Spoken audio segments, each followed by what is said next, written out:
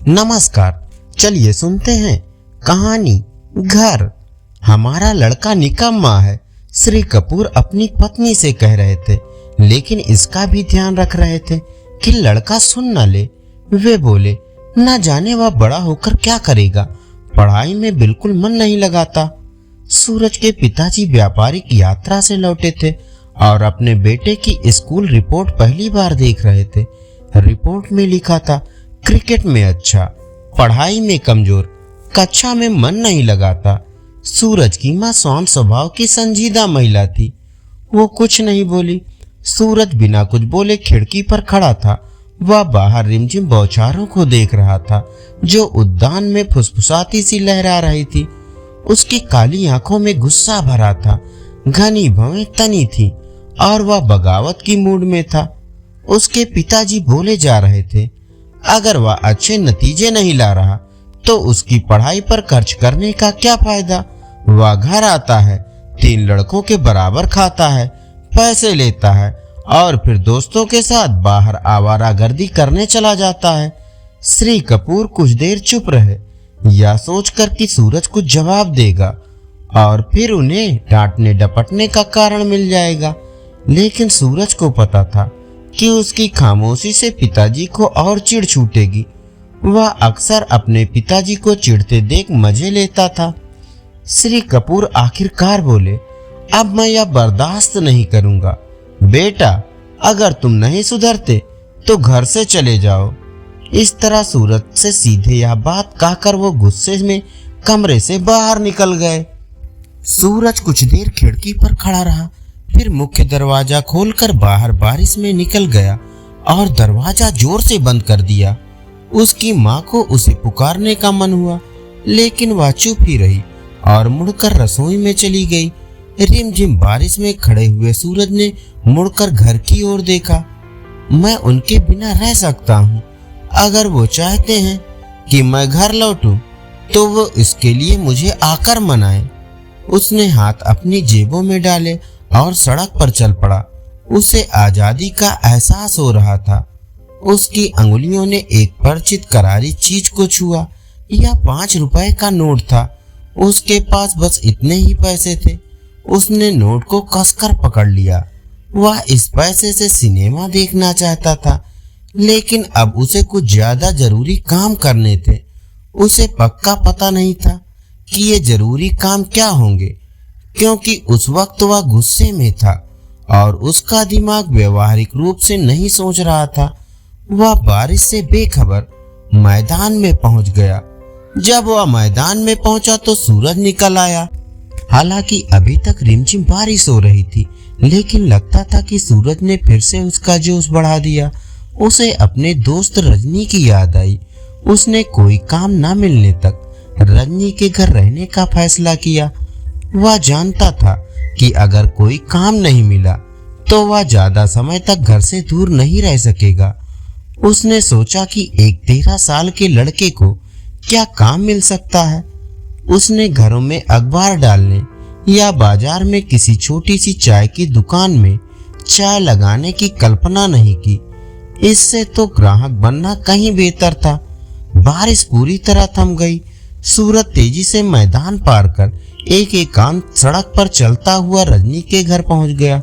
Gate पर पहुंचकर उसका दिल बैठ गया। घर बंद था। सामने के दरवाजे पर ताला लगा था। सूरज ने घर के 3 चक्कर लगाए, लेकिन उसे कोई दरवाजा या खिड़की खुली नहीं मिली। उसने सोचा कि शायद परिवार सुबह कहीं गया होगा, पिकनिक पर या जन्मदिन मनाने। दोपहर के खाने के लिए तो वापस आ ही जाएंगे। उसका उत्साह फिर बढ़ने लगा। वह बाजार की तरफ सड़क पर लापरवाही से घूमने लगा। सूरज को बाजार बहुत अच्छा लगा।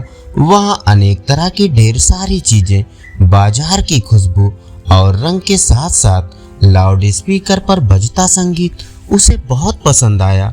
धीरे धीरे चलता हुआ वह एक चाय पकौड़ा की दुकान पर पहुंचा। दुकान के भीतर से आ रही भूख बढ़ा देने वाली खुशबू से वह ललचा गया, लेकिन उसने फैसला किया कि वह खाना रजनी के घर खाएगा और पैसे को किसी और चीज पर खर्च करेगा। वह खिलौनों की दुकान पर ग्लास केस में रखे बड़े पीले रंग के योयो को पाने का लालच रोक नहीं पाया। वह विभिन्न रंगों के कांच के टुकड़ों से बना था और सूरज की रोशनी में जगमगा रहा था। सूरज ने पूछा, कितने का है? दुकानदार ने कहा, 2 रुपए का, लेकिन तुम्हारे जैसे नियमित ग्राहक को मैं 1 रुपए में ही दे दूंगा। सूरज ने सोचा, यह जरूर पुराना होगा, फिर भी उसने 1 रुपए में वह योयो खरीद लिया। उसने उसी वक्त उसे चलाना शुरू कर दिया। वह बाजार में योयो को अपनी तर्जनी उंगली से ऊपर नीचे झुलाता चला जा रहा था। जेब में रखे बाकी 4 नोटों पर अंगुलियां फेरते हुए उसे प्यास लगी।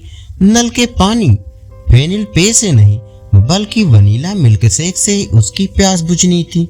उसने एक टेबल पर स्ट्रॉ से मिल्क शेक पिया। उसकी नजर दीवार घड़ी पर गई। करीब 1 बज रहा था।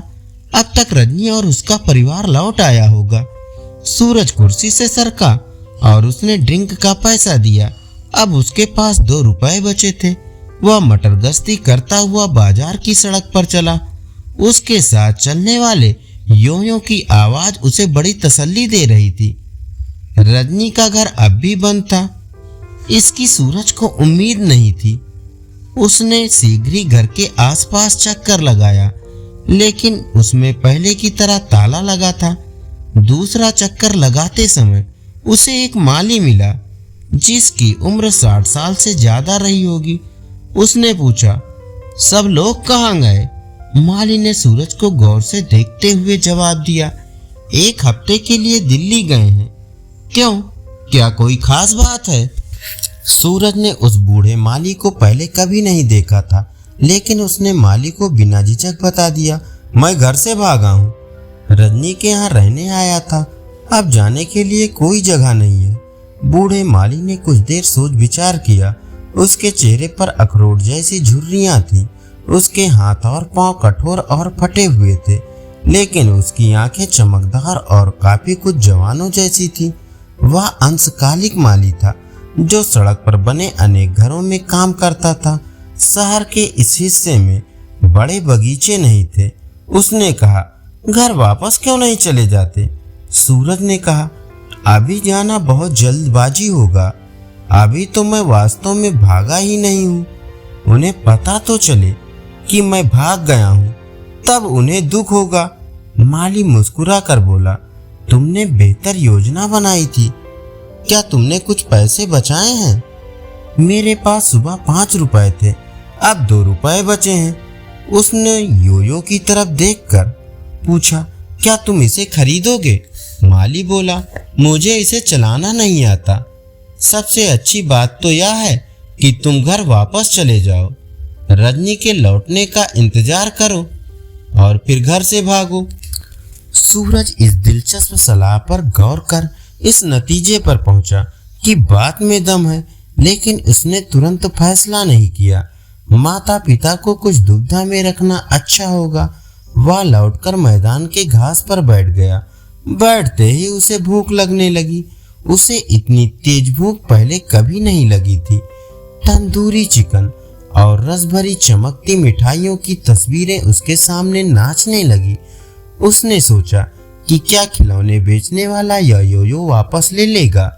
शायद आधी कीमत में ले ले, लेकिन उसे जितनी खाने की जरूरत थी उतना ही योयो से लगाव भी। घर जाने के सिवा कोई और रास्ता नहीं था। उसे भरोसा था कि माँ तो अब तक परेशान हो ही गई होगी। पिताजी, उसे उम्मीद थी कि चिंता में बरामदे में चहलकदमी करते हुए बार बार घड़ी देख रहे होंगे। उनके लिए यह एक सबक होगा। वह इस तरह जाएगा मानो कि उन पर एहसान कर रहा हो। उसे पूरी उम्मीद थी कि उन्होंने उसका दोपहर का भोजन रख दिया होगा। सूरज बैठक के कमरे में गया और योयो को सोफे पर पटक दिया। श्री कपूर अपने पसंदीदा सोफे पर बैठे दफ्तर जाने से पहले अखबार पढ़ रहे थे। सूरज के कमरे में आने पर वो कुछ देर के लिए खड़े हुए और बोले, तुम देर से आए हो। इतना कहकर वो फिर अखबार पढ़ने लगे। सूरज रसोई में गया, जहां माँ भी थी और खाना भी। वह उससे कुछ नहीं बोली, लेकिन मन ही मन मुस्कुरा रही थी। उन्होंने पूछा, भूख लगी है? सूरज ने कहा, नहीं, और थाली लेकर खाने पर पिल पड़ा। जब वह बैठक के कमरे में लौटा तो पिताजी को योयो से खेलने की कोशिश करते देख आश्चर्य में पड़ गया। श्री कपूर ने पूछा, तुम इस घामड़ चीज को कैसे चलाते हो? सूरज ने जवाब नहीं दिया। वह पिताजी के अनाड़ीपन को देखकर खड़े खड़े मजा लेता रहा। आखिर वह खिलखिलाकर हंसे बिना नहीं रह सका। उसने कहा, बहुत आसान है, मैं करके दिखाता हूँ। उसने पिताजी से योयो ले लिया और चलाकर दिखाया। जब श्रीमती कपूर कमरे में आई तो बाजार के इस सस्ते खिलौने से खेलने में इतनी ज्यादा तल्लीन अपने पति और बेटे को देखकर उन्हें जरा भी ताजुब नहीं हुआ। वो इस तरह की बेतुकी बातों की आदी हो चुकी थी। पुरुष सचमुच कभी बड़े नहीं होते। श्री कपूर भूल ही गए कि उन्हें दफ्तर जाना है और सूरज भूल गया घर से भागने की बात। वे दोनों सुबह की कटुता भूल गए। यह बहुत पुरानी बात है। धन्यवाद। चलिए सुनते हैं कहानी जादुई किताब की चोरी। एक शहर में कालू नाम का एक चोर रात के समय चोरी करता था। चोरी करते समय कालू बहुत होशियारी से काम लेता था। घर में उसकी पत्नी कोमल और एक 5 साल का बेटा था। एक दिन वह एक घर में चोरी कर रहा था, तभी उसने देखा एक कमरे में एक बॉक्स रखा है। चोर झट से उस कमरे में पहुंच जाता है। कमरे के अंदर जाकर वह बॉक्स को गौर से देखता है। पुराना सा जंग लगा हुआ बॉक्स था। चोर सोचता है, इसमें क्या होगा, कबाड़ा ही होगा। कहीं इसे खोलने के चक्कर में घर वाले जाग गए तो बहुत मार पड़ेगी। कालू वापस चल देता है, लेकिन जैसे ही दरवाजे के पास पहुंचता है उसके मन में फिर से लालच जाग जाती है। वह दौड़कर बक्से के पास जाता है। तभी उसकी नजर उस पर लटक रहे भारी भरकम पुराने ताले पर पड़ जाती है। कालू सोचा, अगर इस ताले को तोड़ने की कोशिश की तो घर वाले जाग जाएंगे। एक काम करता हूँ, इस बॉक्स को अपने साथ ले चलता हूँ। यह सोचकर कालू बॉक्स को अपने साथ लेकर घर की ओर चल देता है। घर पहुंचकर कालू बाकी चोरी का माल एक ओर रखकर सबसे पहले बॉक्स को खोलने लगता है। बहुत देर मेहनत करने के बाद जब बॉक्स खुलता है तो उसमें एक बड़ी सी किताब निकलती है। उसे देखकर कालू अपना माथा पीट लेता है। कालू, हे भगवान, इस रद्दी सी किताब के लिए इतनी मेहनत करवा दी, इसे तो कोई कबाड़ी भी नहीं लेगा। कालू किताब को निकाल कर फेंकने लगता है। वह सोचता है, चलो संदूक और ताले को कबाड़ी को बेच देता हूँ। तभी वह देखता है किताब पर लिखा था, किस्मत बदलनी है तो पढ़ो। यह देखकर कालू रुक जाता है और किताब पढ़ने बैठ जाता है। किताब के पहले पेज पर लिखा था, तेरी 3 इच्छा पूरी कर दूंगी, लेकिन बदले में हर इच्छा की कीमत चुकानी होगी। कालू अगला पेज पलटता है। उस पर लिखा था, इस किताब को जहां से लाया है वहीं रखा, नहीं तो बर्बाद हो जाएगा।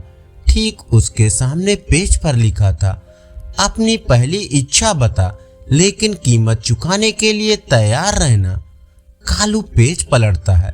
उस पर लिखा था, 1 धन चाहिए, 2 स्त्री चाहिए, 3 अमर होना चाहता है। कालू सोचता है, पैसा तो कितना भी कमा लूंगा, लेकिन अमर हो जाऊं। वह अमर होने पर उंगली रखता है। फिर वह अगला पेज पलटता है। उस पर लिखा था, तेरी इच्छा पूरी हो गई, तू अमर हो गया। दूसरी इच्छा के लिए पेज पलट, 1 धन चाहिए, 2 राजपाट चाहिए, 3 सुंदर स्त्री चाहिए। कालू धन मांग लेता है। वह धन पर उंगली रख देता है। फिर अगला पेज पलटता है। उस पर लिखा था, तेरा घर धन दौलत से भर जाएगा। कालू बहुत खुश होता है। फिर वह तीसरा पेज पलटता है। उस पर लिखा था, 1 राजपाट चाहिए, 2 स्त्री चाहिए, 3 तीनों इच्छा से पीछा छुड़ाना चाहता हूँ। इस बार राजपाट पर उंगली रख देता है। फिर वह अगला पेज पलटता है। उस पर लिखा था, तुझे कल राजगद्दी मिल जाएगी। अब कीमत चुकाने की बारी है। पेज पलट। कीमत चुकाने के लिए अगला पेज पलट कालू जैसे ही अगला पेज पलटता है उस पर लिखा था, मुझे तेरा बेटा चाहिए। यह पढ़कर कालू रोने लगता है। कालू बोला, हे भगवान, जब बेटा ही नहीं रहेगा तो अमर रहकर क्या करूंगा। वह जल्दी से दूसरा पेज पलटता है। उस पर लिखा था, तेरी पत्नी चाहिए। यह पढ़कर कालू पागल सा हो जाता है। जब पत्नी और बेटा नहीं रहेंगे तो मैं अकेला क्या करूंगा। वह रोते हुए तीसरा पेज पलटता है। उस पर लिखा था, तेरे हाथ पैरों की शक्ति चाहिए। यह पढ़कर वह देखता है कि उसके हाथ पैर उठ नहीं रहे हैं। कालू की आंखों से आंसू बह रहे थे। जब पत्नी, बेटा और शरीर ही साथ नहीं रहेगा तो जीवित रहकर इस धन और राज सत्ता का क्या करूंगा। वह जोर जोर से चिल्लाने लगता है, मुझे कुछ नहीं चाहिए, मुझे कुछ नहीं चाहिए। तभी उसकी पत्नी उसे नींद से जगाती है। पत्नी, क्या हो गया, आप ठीक तो हो? कालू, वो बक्सा और किताब कहाँ है? उसे फेंक दो। पत्नी, कौन सा बक्सा, कौन सी किताब? कल तो तुम चोरी करने गए ही नहीं, रात भर सोते रहे। मैंने पहले भी कई बार गलत काम करने से मना किया है, लेकिन आपको तो चोरी के अलावा कुछ सूझता ही नहीं है। कालू, मैं अब कभी चोरी करने नहीं जाऊंगा, मेहनत से पैसा कमाऊंगा, नहीं तो तुम दोनों को कोई छीन लेगा। अगले दिन से कालू रिक्शा किराए पर चलाने लगा। उसकी पत्नी और बेटा बहुत खुश हुए। धन्यवाद। चलिए सुनते हैं मुंशी प्रेमचंद जी की लिखी कहानी पागल हाथी। हाँ, यदि कहानी अच्छी लगे तो लाइक जरूर करें। मोती राजा साहब की खास सवारी का हाथी था। यूं तो बहुत सीधा और समझदार था, पर कभी कभी उसका मिजाज गर्म हो जाता था और वह आपे में न रहता था। उस हालत में उसे किसी बात की सुध न रहती थी। महावत का भी दबाव न मानता था। एक बार इसी पागलपन में उसने अपने महावत को मार डाला। राजा साहब ने यह खबर सुनी तो उन्हें बहुत क्रोध आया। मोती की पदवी छिन गई। राजा साहब की सवारी से निकाल दिया गया। कुलियों की तरह उसे लकड़ियां ढोनी पड़ती, पत्थर लादने पड़ते और शाम को वह पीपल के नीचे मोटी मोटी जंजीरों से बांध दिया जाता। रातिब भी बंद हो गया। उसके सामने सूखी टहनियां डाल दी जाती थी और उन्हीं को चबाकर वह भूख की आग बुझाता। जब वह अपनी इस दशा को अपनी पहली दशा से मिलाता तो वह बहुत चंचल हो जाता। वह सोचता, कहाँ मैं राजा का सबसे प्यारा हाथी था और कहाँ आज मामूली मजदूर हूँ। यह सोचकर जोर जोर से चिघाड़ता और उछलता।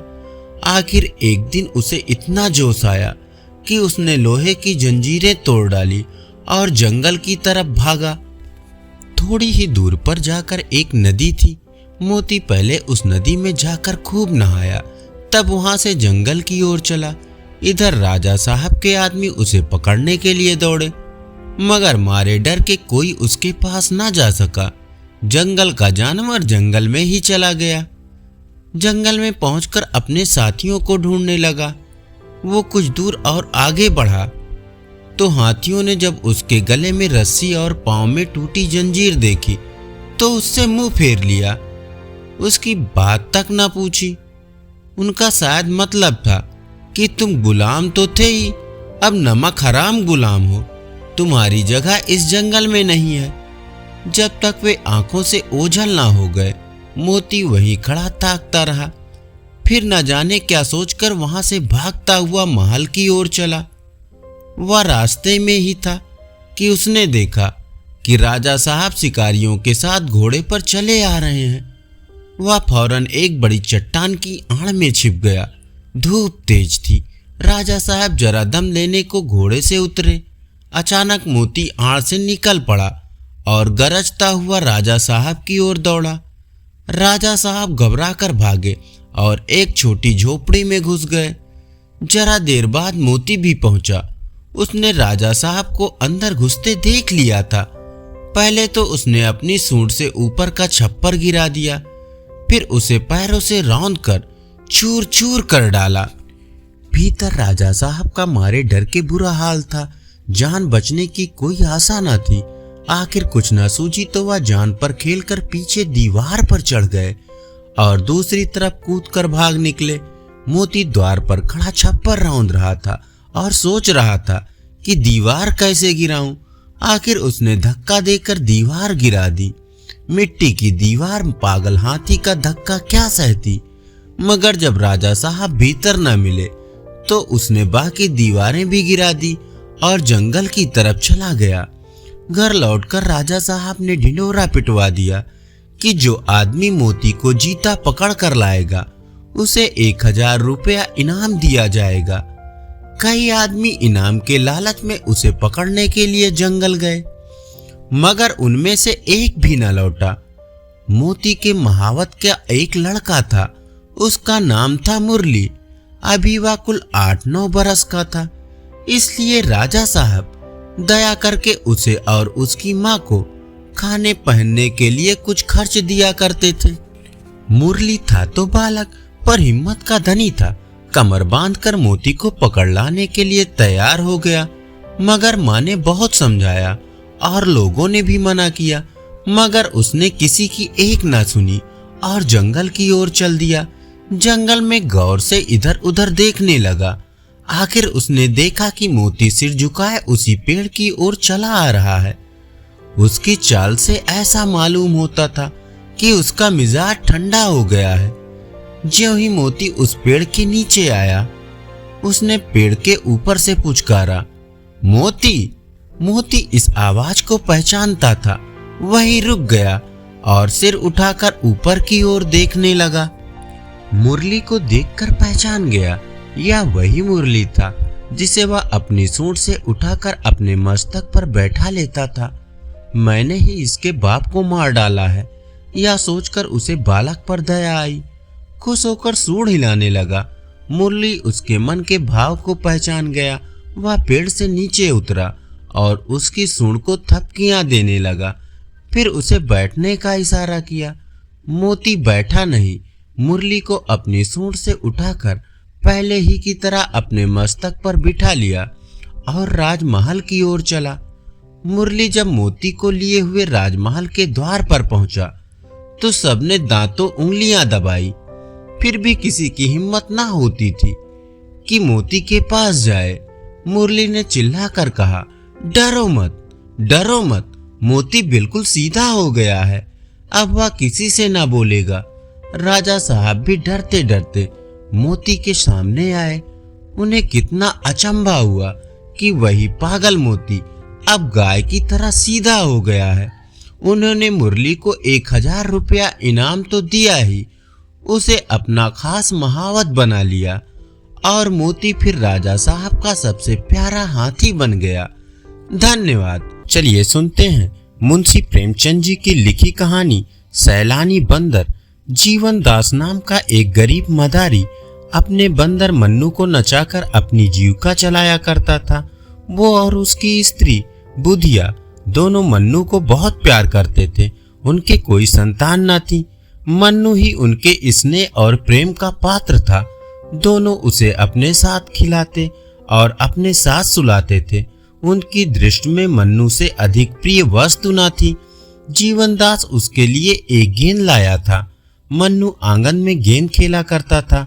उसके भोजन करने को एक मिट्टी का प्याला था, ओढ़ने को कंबल का एक टुकड़ा, सोने को एक बोरिया और उचकने के लिए छप्पर में एक रस्सी।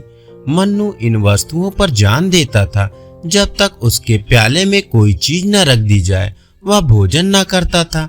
अपना टाट और कंबल का टुकड़ा उसे साल और गद्दे से भी प्यारा था।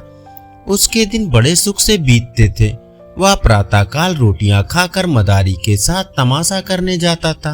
वह नकल करने में इतना निपुण था कि दर्शक वृंद तमाशा देखकर मुग्ध हो जाते थे। लकड़ी हाथ में लेकर वृद्धों की भांत चलता, आसन मारकर पूजा करता, तिलक मुद्रा लगाता, फिर पोथी बगल में दबाकर पाठ करने चलता। ढोल बजाकर गाने की नकल इतनी मधुर थी कि दर्शक लोटपोट हो जाते थे। तमाशा खत्म हो जाने पर वह सबको सलाम करता था, लोगों के पैर पकड़कर पैसे वसूल करता था।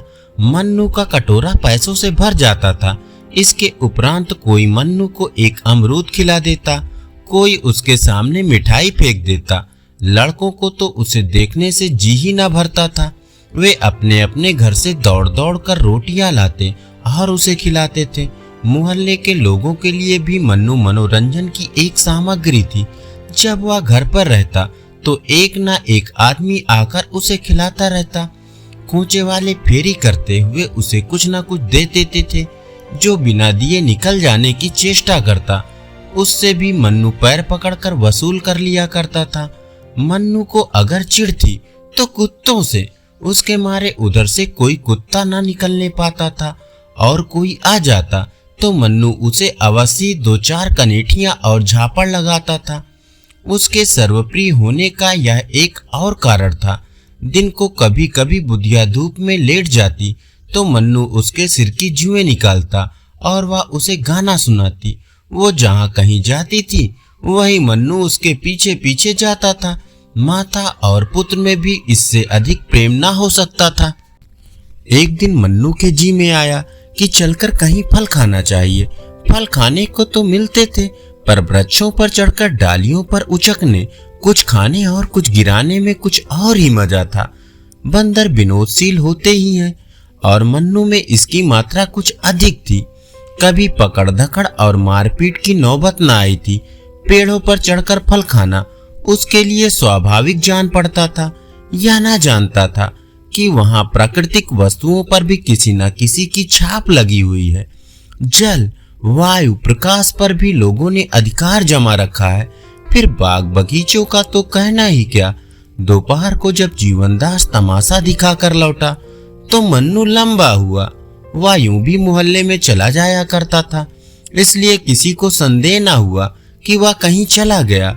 उधर वह घूमता घामता खपरेलों पर उछलता कूदता एक बगीचे में जा पहुंचा। देखा तो फलों से पेड़ लदे हुए हैं।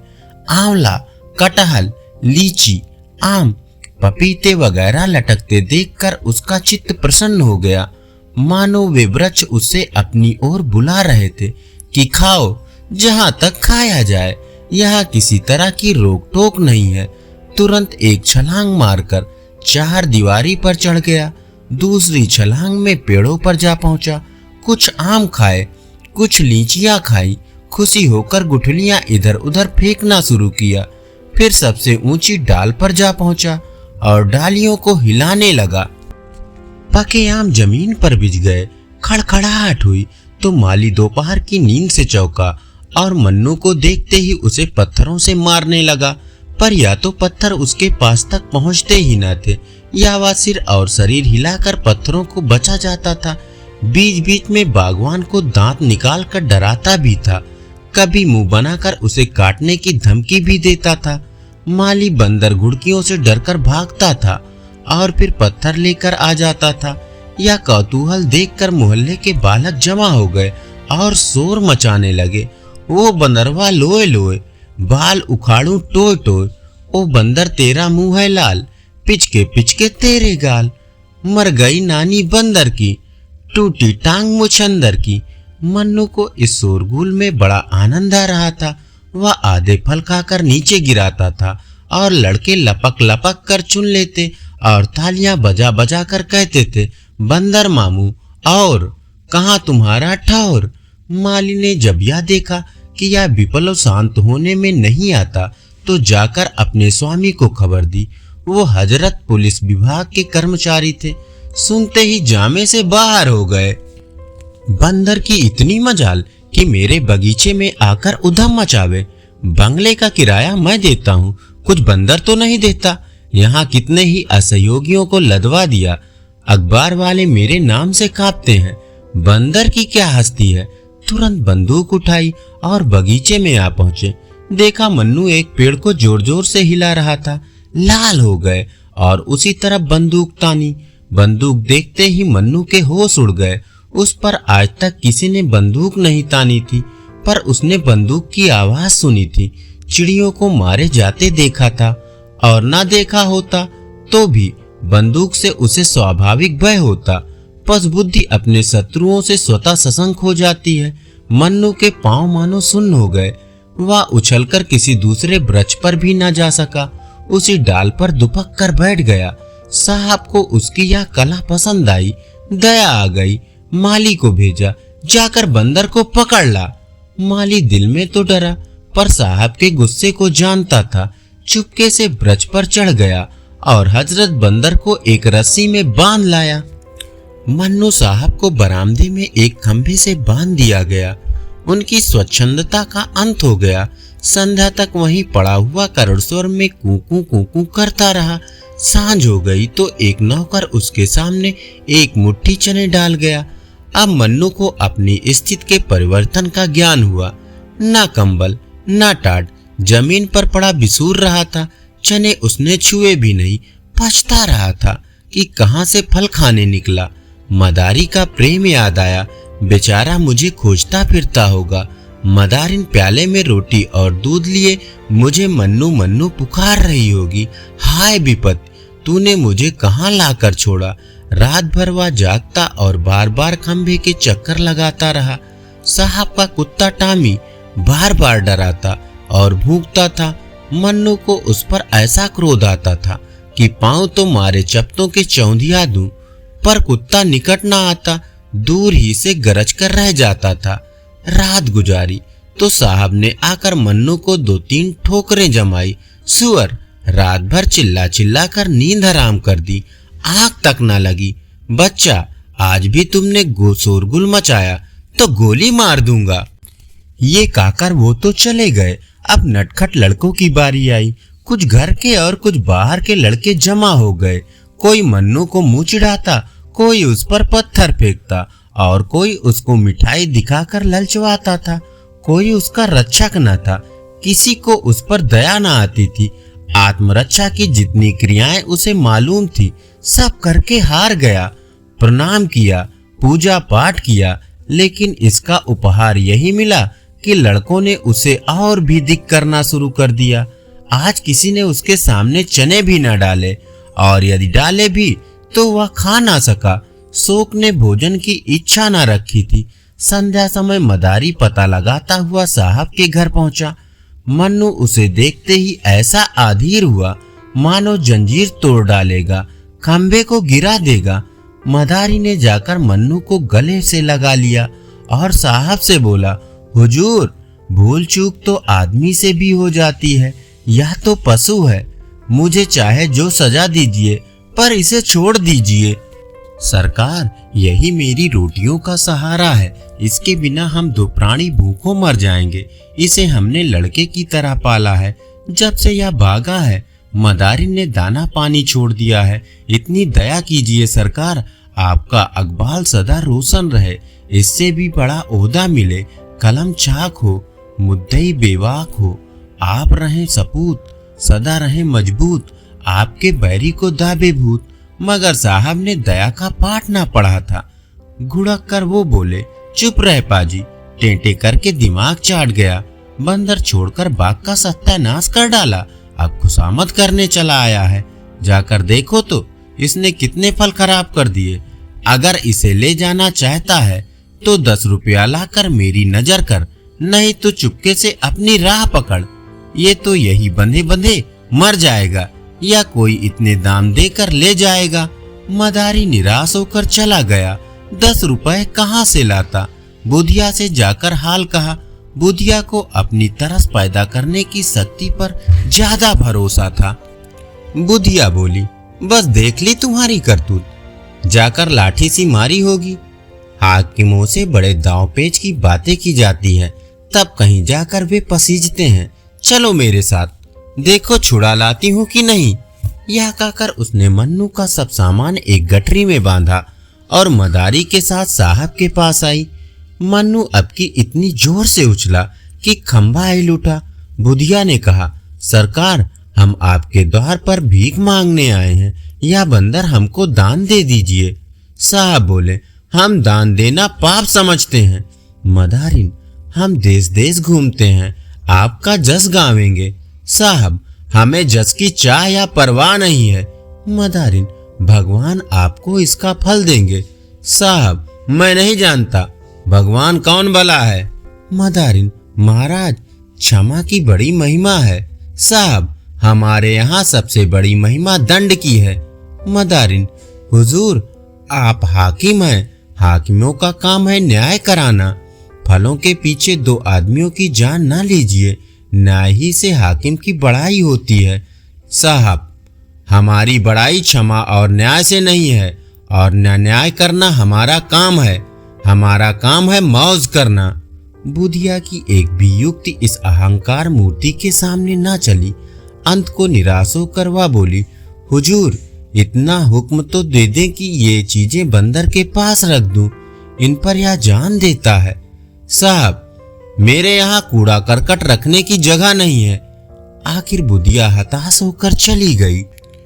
टॉमी कुत्ते ने देखा मन्नू कुछ बोलता नहीं तो शेर हो गया। भूखता भूखता मन्नू के पास चला आया।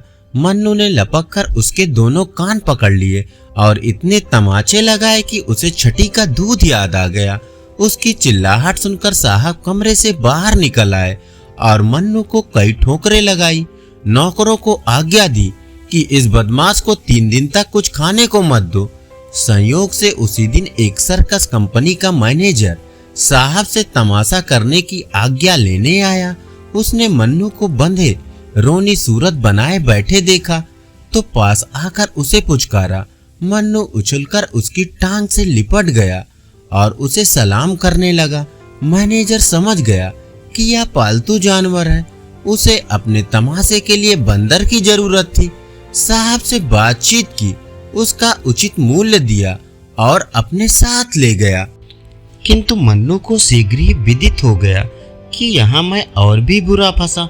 मैनेजर ने उसे बंदरों के रखवाले को सौंप दिया। रखवाला निष्ठुर और क्रूर प्रकृति का प्राणी था। उसके अधीन और भी कई बंदर थे, सभी उसके हाथों कष्ट भोग रहे थे। वह उनके भोजन की सामग्री खुद खा जाता था। अन्य बंदरों ने मन्नू का सहर्ष स्वागत नहीं किया। उसके आने से उनमें बड़ा कोलाहल मचा। अगर रखवाले ने उसे अलग न कर दिया होता तो वे सब उसे नोच कर खा जाते।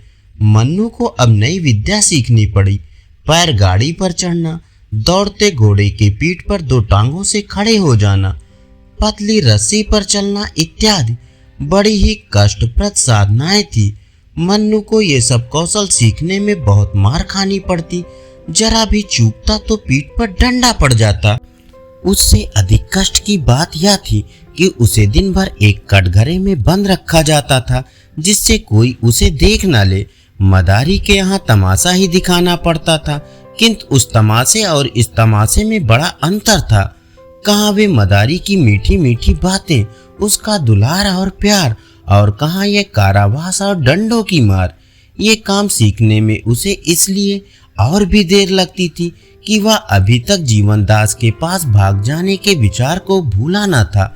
नित्य इसकी ताक में रहता कि मौका पाऊं और निकल जाऊं, लेकिन वहां जानवरों पर बड़ी कड़ी निगाह रखी जाती थी। बाहर की हवा तक ना मिलती थी। भागने की तो बात क्या, काम लेने वाले सब थे, मगर भोजन की खबर लेने वाला कोई भी न था। साहब की कैद से तो मन्नू जल्दी छूट गया था, लेकिन इस कैद में 3 महीने बीत गए। शरीर घुल गया, नित्य चिंता घेरे रहती थी, पर भागने का कोई ठीक ठिकाना न था। जी चाहे या न चाहे उसे काम अवश्य करना पड़ता था। स्वामी को पैसों से काम था, वह जिए चाहे मरे। संयोगवश एक दिन सर्कस के पंडाल में आग लग गई। सर्कस के नौकर चाकर सब जुआरी थे, दिन भर जुआ खेलते थे, शराब पीते और लड़ाई झगड़ा करते थे। इन्हीं झंझटों में एकाएक गैस की नली फट गई। हाहाकार मच गया। दर्शक वृंद जान लेकर भागे। कंपनी के कर्मचारी अपनी चीजें निकालने लगे। पशुओं को किसी का खबर नहीं रहा। सर्कस में बड़े भयंकर जीव जन तमाशा करते थे। 2 शेर, कई चीते, 1 हाथी, 1 रीछ था। कुत्तों, घोड़ों तथा बंदरों की संख्या तो इनसे कहीं अधिक थी। कंपनी धन कमाने के लिए अपने नौकरों की जान को कोई चीज नहीं समझती थी। ये सब के सब जीव इस समय तमाशे के लिए खोले गए थे। आग लगते ही वे चिल्ला चिल्ला कर भागे। मन्नू भी भाग खड़ा हुआ, पीछे फिरकर भी न देखा कि पंडाल जल गया या बचा। मन्नू कूदता फांदता सीधे घर पहुंचा, जहां जीवन दास रहता था, लेकिन द्वार बंद था। खपरेल पर चढ़कर वह घर में घुस गया, मगर किसी आदमी का चिन्ह नहीं मिला। वह स्थान जहां वह सोता था और जिसे बुधिया गोबर से लीपकर साफ रखा करती थी, अब घास पात से ढका हुआ था। वो लकड़ी जिस पर चढ़कर कूदा करता था, दीमकों ने खा ली थी। मोहल्ले वाले उसे देखते ही पहचान गए। शोर मच गया, मन्नू आया, मन्नू आया। मन्नू उस दिन से रोज संध्या के समय उसी घर में आ जाता और अपने पुराने स्थान पर लेटा रहता। वह दिन भर मोहल्ले में घूमा करता था। कोई कुछ दे देता तो खा लेता था, मगर किसी की कोई चीज नहीं छूता था। उसे अब भी आशा थी कि मेरा स्वामी यहाँ मुझसे अवश्य मिलने आएगा। रातों को उसके कराहने की करुण ध्वनि सुनाई पड़ती थी। उसकी दीनता पर देखने वालों के आंसू निकल पड़ते थे। इस प्रकार कई महीने बीत गए।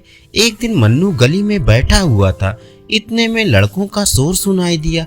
उसने देखा एक बुढ़िया नंगे बदन, एक चीथड़ा कमर में लपेटे सिर के बाल छिटकाए, भूतनियों की तरह चली आ रही है और कई लड़के उसके पीछे पत्थर फेंकते, पगली नानी की हाक लगाते, तालियां बजाते चले जा रहे हैं।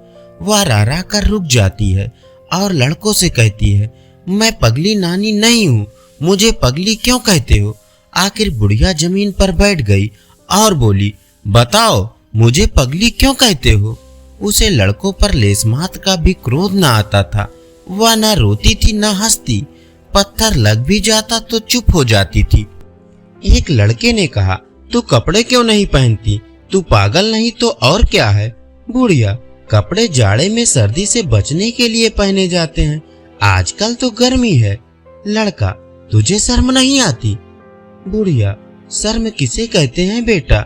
इतने साधु सन्यासी नंगे रहते हैं, उनको पत्थर से क्यों नहीं मारते? लड़का, वे तो मर्द हैं। बुढ़िया, क्या शर्म औरतों ही के लिए है? मर्दों को शर्म नहीं आनी चाहिए। लड़का, तुझे जो कोई जो कुछ देता है उसे तू खा लेती है, तू पागल नहीं तो और क्या है? बुढ़िया, इसमें पागलपन की क्या बात है? बेटा, भूख लगती है, पेट भर लेती हूँ। लड़का, तुझे कुछ विचार नहीं है? किसी के हाथ की चीज खाने से घिन नहीं आती? बुढ़िया, घिन किसे कहते हैं बेटा? मैं भूल गई। लड़का, सभी को घिन आती है, क्या बता दूं घिन किसे कहते हैं? दूसरा लड़का, तू पैसे क्यों हाथ से फेंक देती है? कोई कपड़े देता है तो क्यों छोड़कर चल देती है? पगली नहीं तो क्या है? बुढ़िया, पैसे कपड़े लेकर क्या करूं बेटा? लड़का, और लोग क्या करते हैं? पैसे रुपए का लालच सभी को होता है। बुढ़िया, लालच किसे कहते हैं बेटा? मैं भूल गई। लड़का, इसी से तुझे पगली नानी कहते हैं। तुझे न लोभ है, न घिन है, न विचार है, न लाज है, ऐसे को ही पागल कहते हैं। बुढ़िया, तो यही कहो मैं पगली हूँ। लड़का, तुझे क्रोध क्यों नहीं आता? बुढ़िया, क्या जाने बेटा, मुझे तो क्रोध नहीं आता। क्या किसी को क्रोध भी आता है? मैं तो भूल गई। कई लड़कों ने इस प्रकार पगली पगली का शोर मचाया और बुढ़िया उसी तरह शांत भाव से आगे चली। जब वह निकट आई तो मन्नू उसे पहचान गया, या तो मेरी बुधिया है। वह दौड़कर उसके पैरों से लिपट गया। बुढ़िया ने चौंक कर मन्नू को देखा, पहचान गई। उसने उसे छाती से लगा लिया। मन्नू को गोद में लेते ही बुधिया को अनुभव हुआ कि मैं नग्न हूँ। मारे श्रम के वह खड़ी न रह सकी। बैठकर एक लड़के से बोली, बेटा मुझे कुछ पहनने को दोगे? लड़का, तुझे तो लाज ही नहीं आती ना? बुढ़िया, नहीं बेटा, अब तो आ रही है, मुझे न जाने क्या हो गया था। लड़कों ने फिर पगली पगली का शोर मचाया तो उसने पत्थर फेंककर लड़कों को मारना शुरू किया। उनके पीछे दौड़ी। एक लड़के ने पूछा, अभी तो तुझे क्रोध नहीं आता था, अब क्यों आ रहा है? बुढ़िया, क्या जाने क्यों, अब क्रोध आ रहा है, फिर किसी ने पगली कहा तो बंदर से कटवा दूंगी। एक लड़का दौड़कर एक फटा हुआ कपड़ा ले आया। बुधिया ने वह कपड़ा पहन लिया, बाल समेट लिए। उसके मुख पर जो एक अमानुष आभा थी, उसकी जगह चिंता का पीलापन दिखाई देने लगा। वह रो रो कर मन्नू से कहने लगी, बेटा तुम कहाँ चले गए थे? इतने दिन हो गए हमारी सुध न ली। तुम्हारा मदारी तुम्हारे ही वियोग में परलोक सिधार गया। मैं भिक्षा मांगकर अपना पेट पालने लगी। घर द्वार तहस नहस हो गया। तुम थे तो खाने की, पहनने की, गहने की, घर की इच्छा थी। तुम्हारे जाते सब इच्छाएं लुप्त हो गई। अकेले भूख तो सताती थी, पर संसार में और किसी की चिंता न थी। तुम्हारा मदारी मरा, पर आंखों से आंसू न आए। वह खाट पर पड़ा कराहता था और मेरा कलेजा ऐसा पत्थर हो गया था कि उसकी दवा दारू की कौन कहे। उसके पास खड़ी तक न होती थी। सोचती थी यह मेरा कौन है। अब आज वे सब बातें और अपनी वो दशा याद आती है तो यही कहना पड़ता है कि मैं सचमुच पगली हो गई थी और लड़कों का मुझे पगली नानी कहकर चिढ़ाना ठीक ही था। यह कहकर बुधिया मन्नू को लिए हुए शहर के बाहर एक बाग में गई, जहां वह एक पेड़ के नीचे रहती थी। वहां थोड़ी सी पुआल थी। इसके सिवा मनुष्य के बसेरे का और कोई चिन्ह न था। आज से मन्नू बुधिया के पास रहने लगा। वह सवेरे घर से निकल जाता और नकलें करके भीख मांगकर बुधिया के खाने भर को अनाज या रोटियां ले आता था। पुत्र भी अगर होता तो वह इतने प्रेम से माता की सेवा ना करता। उसकी नकलों से खुश होकर लोग उसे पैसे भी देते थे। उस पैसों से बुधिया खाने की चीजें बाजार से लाती थी। लोग बुधिया के प्रति बंदर का वह प्रेम देखकर चकित हो जाते और कहते थे कि यह बंदर नहीं कोई देवता है। धन्यवाद। चलिए सुनते हैं उत्तराखंड की लोक कथा भाग्य और पुरुषार्थ। धनीराम नाम का एक सेठ था। उसे अपने धन और दौलत का घमंड था। उसके 4 लड़के थे।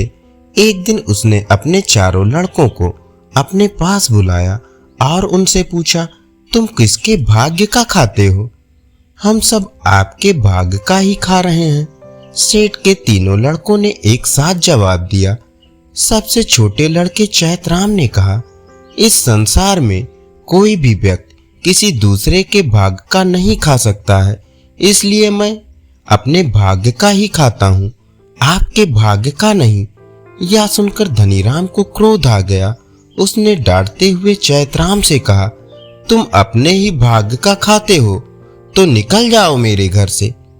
धनीराम की पत्नी ने उसे समझाया, लेकिन वह नहीं माना। उसने अपने बेटे को घर से निकाल दिया। चैतराम को विदा करते समय उसकी मां ने उसे कुछ रोटियां दी।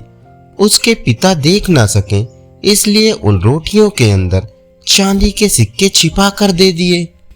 चैतराम घर से निकल पड़ा। चलते चलते रास्ते में रात पड़ गई। वह काफी थक गया था। तभी उसकी नजर एक गुफा पर पड़ी।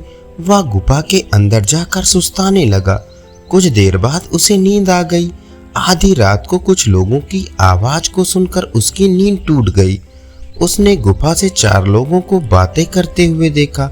उनमें से एक कह रहा था, हमें इस राज की जासूसी सतर्कता से करनी है। हम में से 2 लोगों को राज दरबार में नौकरी हासिल करनी है। यहाँ के चप्पे चप्पे की जानकारी हमें अपने राजा तक पहुँचानी है। मौका देखकर बाद में हम इस राज्य पर आक्रमण कर देंगे। कुछ देर बाद वे वहां से चले गए। चैतराम ने सोचा, मुझे इन जासूसों की सारी बातें राजा को बता देनी चाहिए। सुबह होने से पहले वह दरबार में पहुंच गया। उसने रात की सुनी सारी बातें राजा को बता दी। कुछ देर बाद वे 2 जासूस नौकरी मांगने राज दरबार में आए। उन्हें पकड़कर कैद कर लिया गया। राजा चैतराम से खुश हुआ। राजा ने कहा, तुम मुझसे जो मांगना चाहते हो मांगो। चैतराम को घुड़सवारी का शौक था। उसने राजा से एक घोड़ा मांगा। राजा ने खुशी खुशी उसे घोड़ा दे दिया। चैतराम उस घोड़े पर सवार होकर आगे चल दिया। उसे भूख लगी तो उसने अपनी माँ की दी हुई रोटियां खाई। चांदी के सिक्कों को भुनाकर उसने अपने लिए जरूरी चीजें खरीदी।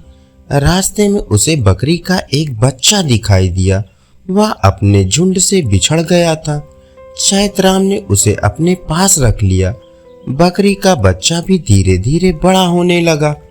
एक बार चैतराम को रास्ते में ही रात हो गई। कुछ ही दूरी पर उसे एक गांव दिखाई दिया। वह घोड़े और बकरे सहित उस गांव में पहुंच गया। उसने गांव वालों से कहा कि उसे एक रात रुकने के लिए कमरा चाहिए। उस गांव के लोग दुष्ट स्वभाव के थे। उन्होंने गांव के ऊपर धार में एक मकान बना रखा था। यह खुला मकान था। इसमें दरवाजे और खिड़कियां हमेशा खुली रहती थी। रात को वहां ठंडी हवा आती थी। जो भी यात्री रात के समय इस गांव में आता, गांव वाले ठहराने के लिए उसे इस मकान में ले आते। रात की ठंड से सुबह वह यात्री मरा हुआ मिलता। वो उसका सामान और पैसे आपस में बांट लेते।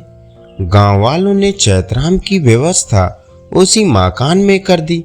पहले तो सब ठीक रहा। ज्यों ही रात गहराने लगी, तेज ठंडी हवाएं चलने लगी। आधी रात को ठंड बहुत बढ़ गई। इस ठंड में कैसे जीवित रहा जाए, इस पर चैतराम ने अक्ल दौड़ानी शुरू कर दी। उसे मकान में एक हाथ की चक्की दिखाई दी। उसने उसे हाथ से चलाना शुरू कर दिया। चक्की चलाते चलाते वह पसीने से तर हो गया। उसने सारी रात इसी तरह काट दी। रात खुलने पर गांव के ठग वहां आए। चैतराम को जिंदा देखकर उनके आश्चर्य का ठिकाना न रहा। वे बोल पड़े, अरे तुम जीवित कैसे हो? मेरे ठंड में जीवित रहने का राज यह बकरी है। चैतराम बोला, बकरी कैसे? रात को जैसे ही ठंड बढ़ती गई, मैं इस बकरे को कहता गया, बुको बाखरू झाड़ू, हे बकरे इस झाड़े को खा। मेरी बात को सुनकर यह बकरा झाड़े को खाता रहा। इससे पूरा कमरा गर्म रहा। चैतराम की इस बात को सुनकर गांव के ठगों की नजरों में वह बकरा खटकने लगा। उन्होंने उससे वह बकरा बेचने को कहा। चैतराम पहले मना करता रहा, किंतु बाद में उसने वह बकरा भारी कीमत में उसने उन्हें बेच दिया। चैतराम के वहां से जाने के बाद गांव के ठगों में उस मकान में रहने की होड़ लग गई। वे सब रात को उस मकान में रहने के लिए आ गए। जहां वे सोए थे वहां उन्होंने एक कोने पर बकरे को बांध दिया। रात में जैसे ही ठंडी हवा चली, उन्होंने बकरे की ओर देखकर कहना शुरू किया, बुको बाखरू झाड़ो, बकरा झाड़े को खा। ठंड और बढ़ती गई। देखते ही देखते गांव के ठग वहीं ढेर हो गए। आगे चलकर चैतराम ने एक युवती को रोते हुए देखा। पूछने पर उसने बताया, मेरी माँ बहुत बीमार है। उसके पैरों में चोट लगी है। उसे हकीम के पास ले जाने के लिए मेरे पास कोई साधन नहीं है। चैतराम ने उसे अपने घोड़े पर बिठाया। वह उसे उसके घर ले गया। वहां से उसकी बूढ़ी माँ को घोड़े पर बिठाकर वह हकीम के पास ले गया। हकीम की दवाई से वह स्वस्थ हो गई। चैतराम कुछ दिनों तक उन्हीं के घर पर रहा। बुढ़िया ने अपनी लड़की का ब्याह चैतराम से कर दिया। चैतराम अपनी पत्नी के साथ घर वापस आ गया। घर पहुंचकर उसने देखा कि उसके माता पिता बूढ़े हो चुके हैं। उनमें अब काम करने की ताकत भी नहीं रही थी। उसके तीनों भाई गरीबी में जीवन यापन कर रहे थे। चैतराम को देखकर उसके पिता बोले, बेटा तूने सच कहा था। इस संसार में हर व्यक्ति को अपने ही भाग्य का खाना पड़ता है। जो दूसरों के भाग्य पर निर्भर रहते हैं उसे तेरे भाइयों जैसे अभाव और गरीबी में जीवन बिताना पड़ता है। चैतराम पत्नी के साथ माता पिता के पैर छूते हुए बोला, हर व्यक्ति को अपने भाग्य के अनुरूप बुद्धि और परिश्रम से जीवन में कुछ पाना पड़ता है। मैंने जो भी पाया अपने भाग्य और परिश्रम से पाया है, किंतु आपके दिए चांदी के सिक्कों ने मेरी बहुत सहायता की थी। सिक्कों वाली बात धनीराम अभी भी नहीं समझ पाया था, लेकिन उसकी माँ की मुस्कुराहट बता रही थी कि उसे यह बात अभी भी याद है। धन्यवाद। चलिए सुनते हैं उत्तराखंड की लोक कथा ब्राह्मण की दूरबा। एक राजा हर दिन अपने कुलपुरोहित को 100 स्वर्ण मुद्राएं दान के रूप में देता था। उसके राज्य में एक गरीब ब्राह्मण रहता था। उस ब्राह्मण की पत्नी ने उससे कहा, यहाँ के राजा बड़े दानी हैं। वो अपने कुलपुरोहित को हर दिन 100 स्वर्ण मुद्राएं देते हैं। तुम भी राजा के पास जाओ, वह तुम्हें भी कुछ न कुछ अवश्य दान देंगे। उसने ब्राह्मण को पीली पिठाई और एक धूप का तिनका देकर विदा किया। वह ब्राह्मण राजा के पास पहुंच गया। उसने राजा के मस्तक पर पिठाई लगाई और सिर पर धूप का तिनका रख दिया। ब्राह्मण को देख राजा बोला, ब्रह्मदेव, आज मुझे कुलपुरोहित से पहले आपके दर्शन हुए, इसलिए कुलपुरोहित के बदले आज का दान मैं आपको ही दे रहा हूँ। राजा ने ब्राह्मण को स्वर्ण मुद्राएं दान कर दी। कुलपुरोहित को जब इस बात की भनक लगी तो वह आग बबूला हो गया। उसने राजा को डराया, जो राजा कुलपुरोहित को छोड़कर दूसरे ब्राह्मण को दान करता है वो नरक का भागी बनता है। राजा ने डरकर ब्राह्मण से दान की गई 100 स्वर्ण मुद्राएं वापस मांग ली। गरीब ब्राह्मण रोने लगा। पास ही राजकुमार आदित्य खड़ा था। उसे ब्राह्मण पर दया आ गई। उसने अपनी ओर से उस ब्राह्मण को 100 स्वर्ण मुद्राएं भेंट कर दी। कुलपुरोहित को जब इस बात का पता चला तो वह सोचने लगा, राजा के मरने के बाद राजकुमार आदित्य मुझे बेदखल कर सकता है, इसलिए इसे राज्य से बाहर कर देना हितकर रहेगा। कुलपुरोहित ने राजा को फुसलाकर राजद्रोह के आरोप में आदित्य का राज्य से निकाला करवा दिया। राजकुमार आदित्य ने जाते समय अपने पिता के पैर छुए। जैसे ही राजा ने आदित्य को ऊपर उठाया, राजा के सिर पर रखा धूप का तिनका जो गरीब ब्राह्मण ने दिया था गिर गया। कुछ देर के बाद वह तिनका एक सुंदर कन्या के रूप में बदल गया। वह कन्या राजकुमार आदित्य से बोली, मैं तुम्हारे साथ साथ रहना चाहती हूँ। मैं तुम्हारी विपत्ति में सहायता करूंगी। मेरा नाम दूरबा है। राजकुमार और दूरबा साथ साथ चल पड़े। रास्ते में उन्होंने देखा कई चूहों को एक सांप मारकर खा रहा है। दूरबा के कहने पर राजकुमार ने सांप को मार दिया। यह देखकर चूहे प्रसन्न हुए। उन्होंने आदित्य और दूरबा से कहा, तुम लोगों ने हमें दुष्ट सांप से बचाया, इसलिए जब भी हमारी आवश्यकता होगी तो हमें याद कर लेना, हम आ जाएंगे। वे आगे चले गए। रास्ते में उन्हें एक अजगर दिखाई दिया। वह सांपों को मारकर खा रहा था। दूरबा और राजकुमार ने अजगर को मारकर सांपों की रक्षा की। सांपों ने राजकुमार और दूरबा को विपत्ति में सहायता करने का वचन दिया। राजकुमार और दूरबा आगे चलते गए। चलते चलते वे राजा के महल में पहुंच गए। दूरबा ने वहां के राजा से कहा, जिस कार्य को कोई नहीं कर सकता उस कठिन कार्य को मेरे पति कर सकते हैं। यह सुनकर राजा ने राजकुमार आदित्य को दरबार में नियुक्त कर दिया। उसकी नियुक्ति से राजा के वजीर को ईर्ष्या हुई। एक दिन राजा और वजीर नदी के किनारे घूमने गए। वहां नदी में एक मछली उछल रही थी। वजीर ने राजा से कहा, महाराज, मछली का इस प्रकार उछलना बहुत बड़ा अपशकुन है। इससे बचने के लिए आपको महारानी द्वारा दी गई अंगूठी नदी में डालनी होगी। राजा ने वह अंगूठी नदी में डाल दी। राज दरबार में पहुंचकर वजीर ने महारानी को फुसलाया। राजा द्वारा नदी में डाली गई अंगूठी वह वापस मंगवाए। इस कार्य में आदित्य की मदद ली जाए। दूसरे दिन राजा ने आदित्य को नदी से अंगूठी वापस लाने का आदेश दिया, नहीं तो उसे अब तक दी गई धनराशि वापस करनी होगी। शाम को घर पहुंचकर आदित्य ने दूरबा को सारी बातें बताई। दूरबा ने उन चूहों को याद किया जिन्हें उन्होंने सांप से बचाया था। उसके कहने पर सभी चूहे मछली वाली नदी के तलहटी पर पहुंच गए।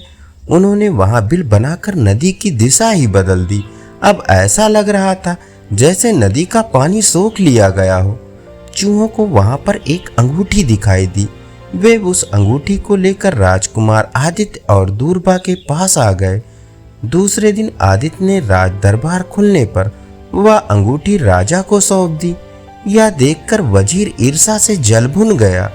उसने महारानी से कहा कि वे महाराज से नागदेश का पुष्पहार लाने को कहे। महारानी ने राजा से कहा, महाराज, मेरे पास श्रृंगार की सभी सामग्री हैं, किंतु आप जैसे पराक्रमी राजा की रानी होने के नाते मेरे गले में पुष्पहार नहीं है, इसलिए शीघ्र नागदेश से पुष्पहार लाकर मुझे दे दीजिए। राजा ने वजीर से पुष्पहार प्राप्त करने के बारे में राय ली। वजीर ने कहा, महाराज, आप इस काम के लिए आदित्य को आदेश दे दीजिए। दूसरे दिन राजा ने दरबार खुलते ही राजकुमार आदित्य को नागदेश से पुष्पहार लाने का आदेश दिया। आदित्य ने दूरबा को यह बात बता दी। उन्होंने उन सांपों को याद किया जिसे उन्होंने अजगर से बचाए थे। याद करते ही सारे सांप वहां पहुंच गए। दूरबा ने आदित्य को उन सांपों के साथ नागदेश भेज दिया। जाते समय दूरबा ने आदित्य से कहा, नागदेश का राजा सर्पराज तुम्हें एक नाग कन्या भी देगा, तुम निसंकोच उसे अपने साथ ले आना। नागदेश पहुंचकर सांपों ने आदित्य का परिचय सर्पराज से करवाया और यह भी बताया कि उसने अजगर से उनकी रक्षा की थी। सर्पराज बहुत प्रसन्न हुआ। उसने आदित्य को पुष्पहार के साथ ही अपनी कन्या भी दे दी। दूसरे दिन आदित्य के साथ दूरबा भी राजदरबार पहुंची। उसने राजा से कहा, महाराज, यह पुष्पहार अभी कच्चे हैं, यह पक्के तभी बनेंगे जब सरे दरबार वजीर को दंडित किया जाए। राजा ने वजीर को दंड दिया। वजीर ने आदित्य से क्षमा मांगी और भविष्य में उसे परेशान न करने का वचन दिया। राजा ने सोचा, जो काम आदित्य ने किए उन्हें और कोई नहीं कर सकता था। यदि मेरे बाद राजपाट आदित्य के नाम किया जाए तो बहुत अच्छा रहेगा। राजा के कोई संतान नहीं थी। राजा ने आदित्य को अपने पुत्र के रूप में स्वीकार कर सारा राजपाट उसके नाम कर दिया। दूरबा सर्पकन्या और आदित्य को साथ लेकर आदित्य के पुराने घर गई। राजकुमार आदित्य को देखकर उसके वृद्ध माता पिता की आंखें भर आई। राजकुमार आदित्य को दोनों राज्यों का राजपाट मिल गया। इस समय आदित्य उसी स्थान पर था जहां पर वर्षों पहले उसकी दूरबा से मुलाकात हुई थी। वह यादों में खोया ही था। अचानक उसका ध्यान दूरबा की ओर गया। ये क्या? दूरबा अदृश्य हो गई थी। जहां पर दूरबा खड़ी हुई थी वहां पर धूप का एक तिनका दिखाई दिया। उससे आवाज आई, राजकुमार आदित्य, तुम्हारा और मेरा साथ यहीं तक था। सर्पकन्या से विवाह कर दोनों राज्यों का राजपाट अच्छी तरह से चलाना। राजकुमार दूरबा को ढूंढता रहा लेकिन वह कहीं नहीं थी। राजकुमार के चेहरे पर अपने बिछड़े वृद्ध माता पिता से मिलने और राजपाट पाने की प्रसन्नता थी, किंतु आंखों में थे दूरबा से बिछुड़ने के आंसू। धन्यवाद। अभी आप सुन रहे थे उत्तराखंड की लोक कथा ब्राह्मण की दूरबा।